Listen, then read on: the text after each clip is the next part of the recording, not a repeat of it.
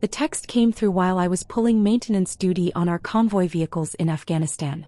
The blue light of my phone cut through the desert darkness as I read the message that would change everything. Danny, we sold the house on Maple Street for $800,000. Don't worry about coming back here when your deployment ends. The money is ours now. You'll figure something out. Mom. I stared at the screen for a long moment, the weight of betrayal settling in my chest like shrapnel. The house on Maple Street wasn't just any house.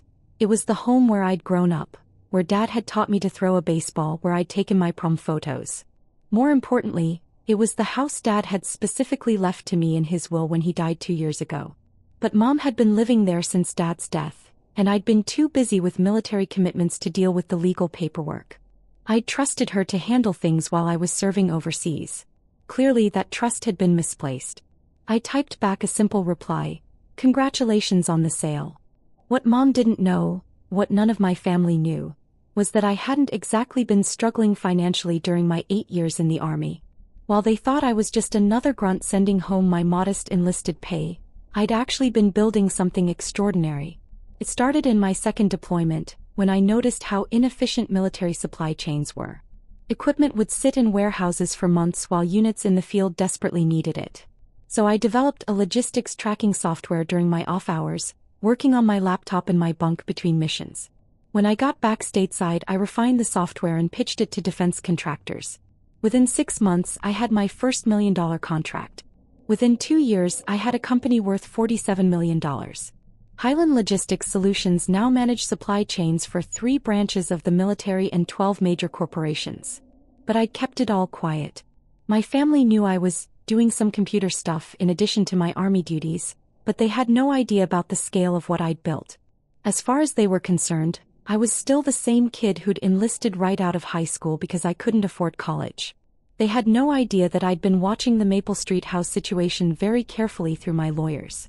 They definitely had no idea that when the house went up for sale 3 weeks ago, the investment company that submitted the highest bid was actually one of my shell corporations. My family had just sold my childhood home back to me for $800,000, and they thought they were stealing it from me. I spent the rest of my deployment planning my return. 3 months later, when my boots hit American soil at Dover Air Force Base, I was ready to go home and reclaim what was mine. The flight from Delaware to Denver gave me time to review the files my lawyers had prepared. The sale had gone through exactly as planned. Highland Properties LC, my shell company, now officially owned 2847 Maple Street. My family had taken their $800,000 and scattered to the winds, believing they'd pulled off the perfect heist. Mom had moved into a luxury condo downtown. My older brother Jake had bought a new truck and boat with his share. My sister Amanda had put a down payment on a house in the suburbs. They were all spending money they thought they'd stolen from their deployed son and brother. I caught a cab from the airport straight to Maple Street. It was a warm September afternoon, and the neighborhood looked exactly like I remembered. Tree-lined streets, well-maintained yards, the kind of place where kids still rode bikes and neighbors knew each other's names. The house looked different though. Mom had clearly done some work before putting it on the market. New paint, landscaped yard, updated fixtures visible through the windows. She'd invested money in making it attractive to buyers, probably using the last of Dad's life insurance. I walked up the front steps and used my key. The same key I'd carried through 3 deployments, the one Dad had given me when I turned 16. It still worked. The inside of the house took my breath away. Mom had essentially erased every trace of our family's presence. New furniture, new paint, neutral colors throughout. The living room where Dad used to watch football was now some kind of modern showpiece. The kitchen where Mom used to bake cookies for school fundraisers looked like something from a magazine. It was beautiful, but it wasn't home anymore. I was standing in the living room processing the changes when I heard a car door slam outside. Through the window I could see Mom's Toyota Camry in the driveway. She was probably here to get something she'd forgotten. The front door opened and I heard her voice calling out, "Hello? Is someone here?" "In the living room, Mom." She appeared in the doorway and I watched her face cycle through confusion, shock, and then something approaching fear. "Danny, what are you doing here? How did you get in?" "I used my key." But you can't be here. This house has been sold. The new owners could call the police." I smiled. "Actually, they probably won't. Danny, you need to leave." I know you're upset about the house, but it's done. We needed the money and you were gone and… Where's my share? Mom's face flushed. Your share? Of the $800,000. Dad left me the house, so I assume you set aside my portion of the sale proceeds. She looked genuinely surprised that I was asking. Danny, we spent that money on family expenses. Taking care of the house while you were gone, property taxes, maintenance. There's nothing left. I see. So you sold my house and kept all the money. It wasn't your house. It was the family home. According to Dad's will, it was my house. I have the paperwork if you'd like to review it. Mom sat down heavily on the new couch. A couch she'd bought with money from selling my house. Danny, you have to understand. You were deployed, you were unreachable half the time, and we had bills to pay. The house was just sitting there. I was serving my country. I know, and we're proud of you, but that doesn't pay the mortgage. What mortgage? Dad paid off the house 15 years ago. Mom's face went pale. She'd been caught in a lie and we both knew it. Look, she said, standing up, this is all very complicated, but the bottom line is that the house is sold. You need to accept that and move on. You're right, I said. The house is sold. But I think you should meet the new owner. What do you mean? I pulled out my phone and called my lawyer. Richard, it's Danny. I'm at the property now. Can you come over and explain the ownership situation to my family? Mom was staring at me with growing confusion. Yes, bring all the paperwork. And Richard, bring the eviction notices too. I hung up and looked at Mom. He'll be here in 20 minutes. Eviction notices? Danny, what's going on? Sit down, Mom. We need to talk. She sat back down and I took the chair across from her. The same chair where Dad used to read his evening newspaper. 8 years ago when I enlisted, you all thought I was throwing my life away. Remember? Jake said I was too stupid for college, so I might as well go play soldier. Danny, we never said. Amanda said the military was for people who couldn't make it in the real world. You said you were disappointed that I wasn't following in Dad's footsteps. Mom's voice was quiet. We were worried about you. Were you worried when I sent money home during my first deployment? $500 a month to help with expenses. That was very generous. Were you worried when I sent $1,000 for Jake's wedding? Or when I paid for Amanda's car repairs? Or when I covered Dad's medical bills that insurance wouldn't pay? Mom was starting to look uncomfortable. You've always been good to the family. But you still thought I was a failure, didn't you? Poor Danny, stuck in the army because he couldn't do anything else. That's not true. Isn't it? When Dad died and left me the house, what did you say? Mom was quiet. You said it was unfair because I'd never appreciate it like the rest of the family would. You said I'd probably just sell it anyway because I didn't understand the value of family history. I was grieving. And then when I was deployed and couldn't come home for the funeral because I was in the middle of a combat zone, what did Jake say? Danny, please don't. He said it figured that I'd let the family down when they needed me most. He said I chose the army over family. Mom was crying now, but I wasn't done.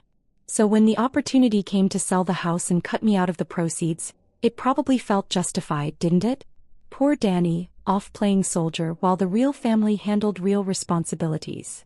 It wasn't like that. What was it like? Before Mom could answer, a car pulled into the driveway. Through the window I could see Richard Martinez, my lawyer, getting out of his BMW with a briefcase. That's my lawyer, I said. He's going to explain some things to you. Richard knocked and I let him in. He was a sharp man in his 50s who'd handled all my business affairs while I was deployed. Mrs. Patterson, he said, nodding to my mother. I'm Richard Martinez, Mr. Patterson's attorney. Nice to meet you, Mom said uncertainly. Richard, could you explain to my mother who purchased this house? Certainly. Richard opened his briefcase and pulled out a folder.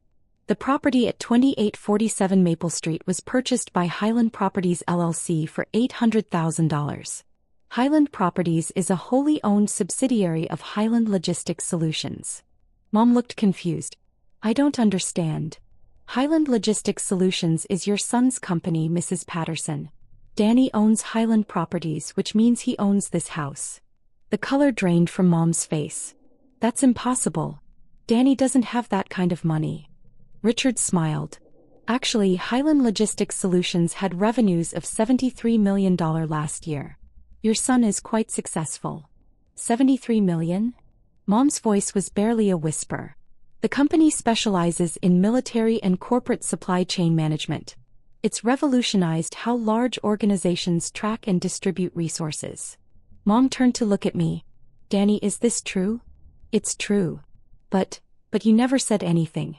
We thought you were. You thought I was a failure. So I let you think that. Richard cleared his throat. There's another matter we need to discuss. Mrs. Patterson, you're currently residing in this property without permission from the legal owner. But I live here. This is my home. Actually, your tenancy ended when you completed the sale. You have no legal right to be here. Mom looked back and forth between Richard and me. Danny, you can't kick me out. I'm your mother. The same mother who sold my inheritance and kept all the money? We can work this out as a family. Can we? Where were the family discussions when you decided to sell the house? Where was the family meeting when you divided up the money? Richard pulled out another document. Mrs. Patterson, this is a formal notice to vacate. You have 30 days to remove your belongings and vacate the premises. 30 days? Where am I supposed to go? I assume you can use some of the $800,000 you made from selling the house to find new accommodations. Mom was now openly crying. Danny, please. I know we made mistakes, but we're family. Are we? Because when I was getting shot at in Afghanistan, my family was back home stealing my inheritance. We didn't steal anything. You sold property that didn't belong to you and kept money that wasn't yours. What would you call that? Before Mom could answer, my phone rang. The caller ID showed Jake's number.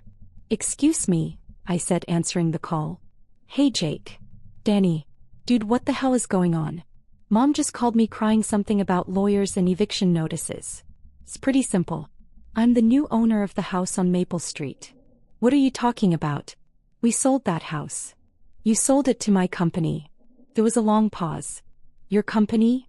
Highland Logistics Solutions. Maybe you've heard of it? We handle supply chains for major corporations and government agencies. Danny, what are you saying? I'm saying that while you all thought I was a loser playing soldier, I built a company worth more than all of your houses combined. That's impossible. Is it? You never asked what I was doing with my computer skills. You just assumed I was wasting time.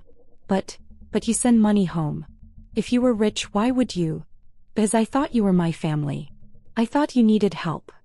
I could hear Jake talking to someone in the background, probably his wife. Danny, if this is true, then we need to talk. As a family. We're talking. I'm talking to you. Mom's here with my lawyer, and in about 10 minutes, Amanda will probably call too. This is crazy. You can't just kick Mom out of her house. It's not her house. It's my house. It always was my house according to Dad's will. But we needed the money. For what? Jake, you bought a $60,000 truck with your share. Amanda bought a house. Mom moved into a luxury condo. None of that sounds like emergency expenses. Richard tapped his watch and pointed to another document. I nodded. Jake, I have to go. My lawyer has more paperwork to review with Mom. Danny, wait. We can fix this. How? I don't know, but there has to be a way. There's a way. You can all return the money you stole from me and we can pretend this never happened. Return the money? Danny, we spent it. Then I guess Mom has 30 days to find a new place to live. I hung up and turned back to Richard and Mom. The next document is a statement of damages, Richard said. Mr. Patterson is entitled to compensation for the unauthorized sale of his property. What kind of compensation? Mom asked weakly. Market rate rental value for the time you occupied the property without permission, plus legal fees, plus the cost of reversing the unauthorized transaction. How much? Approximately $180,000. Mom looked like she was going to faint. I don't have that kind of money.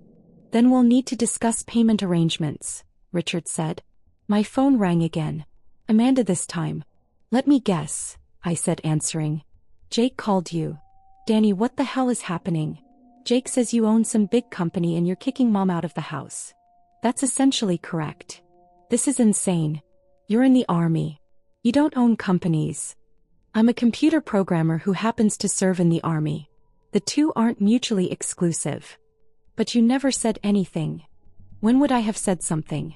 During one of our conversations where you told me I was wasting my life. Or maybe during the family dinner where Jake said the military was for people too dumb for real jobs. We never said that. Amanda, I have it recorded. I've been documenting family conversations for years. There was silence on the other end. Look, Amanda finally said, maybe we said some things we shouldn't have. But you can't destroy the family over this. I'm not destroying anything. I'm just claiming what was legally mine to begin with. What do you want from us? I want my inheritance back.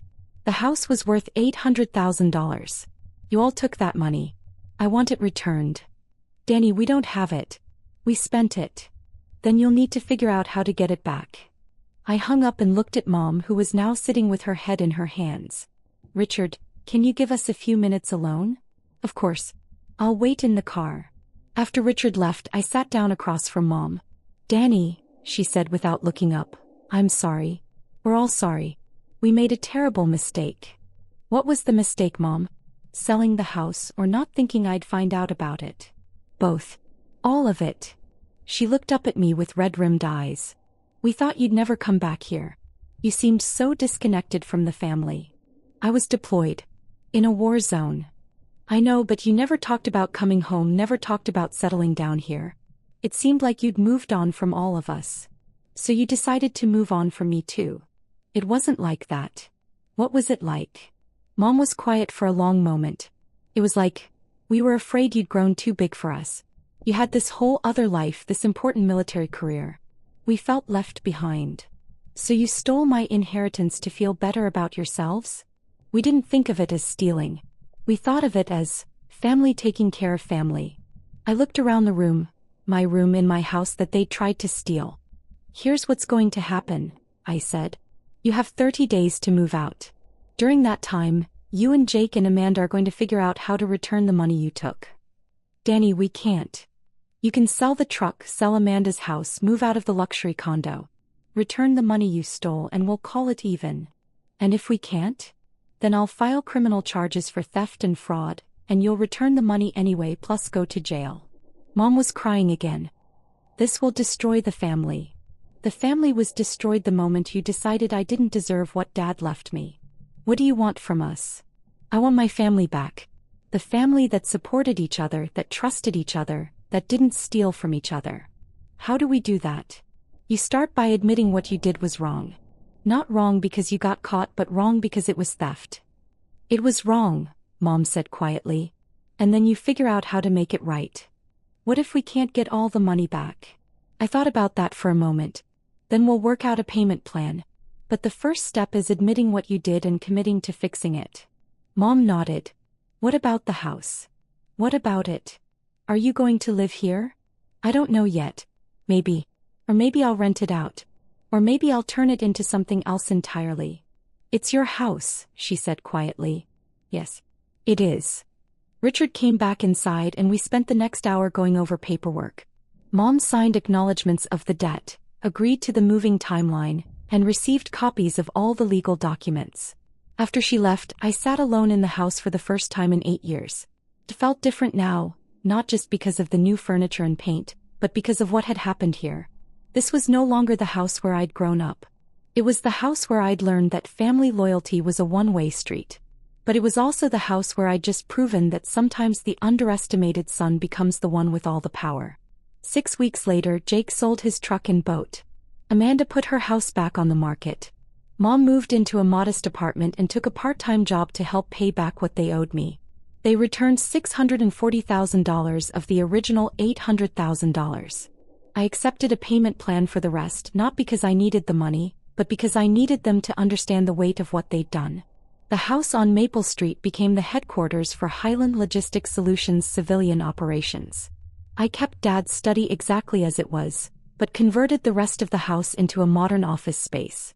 And every morning when I walk through the front door with the same key Dad gave me when I was 16, I remember that sometimes coming home means becoming someone your family never expected you to be. The deployed soldier had become the CO. The family disappointment had become the family provider. And the son they tried to steal from had become the man who owned everything they thought they could take.